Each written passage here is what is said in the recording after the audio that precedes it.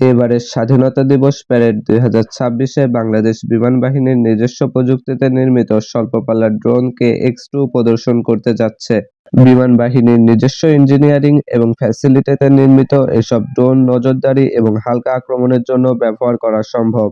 বাংলাদেশ বিমান বাহিনীর ইতিহাসে KX-2 একটি অত্যন্ত গুরুত্বপূর্ণ এবং গর্বের নাম। এটি মূলত বিমান বাহিনীর নিজস্ব প্রযুক্তিবিদ এবং ইঞ্জিনিয়ারদের নিরলস প্রচেষ্টায় নির্মিত একটি মানবহীন ড্রোন। এর আগে তারা KX-01 নামক একটি প্রাথমিক প্রোটোটাইপ তৈরি করেছিল। সেই অভিজ্ঞতাকে কাজে লাগিয়ে আরও উন্নত এবং কার্যকরী সংস্করণ হিসেবে KX-2 নির্মাণ করা হয়।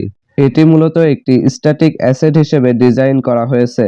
বাংলাদেশ বিমান বাহিনীর নিজস্ব প্রযুক্তিতে নির্মিত ও ব্যবহৃত KX-2 আরও কিছু সাম্প্রতিক ছবি এখানে টেস্ট ফ্লাইট ড্রোন ক্যামেরার কার্যকারিতাও দেখা যায়।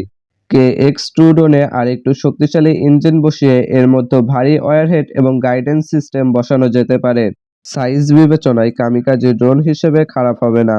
এছাড়াও চীনের সাথে যৌথভাবে ড্রোন নির্মাণ কারখানা স্থাপনের ফলে বাংলাদেশ নিজেরাই আরও উন্নত মানের মানবহীন ড্রোন উৎপাদন করবে, যা ভবিষ্যতে দেশের জন্য যুগান্তকারী সাফল্য বয়ে আনবে।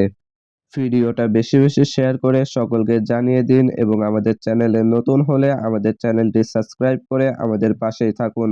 ধন্যবাদ।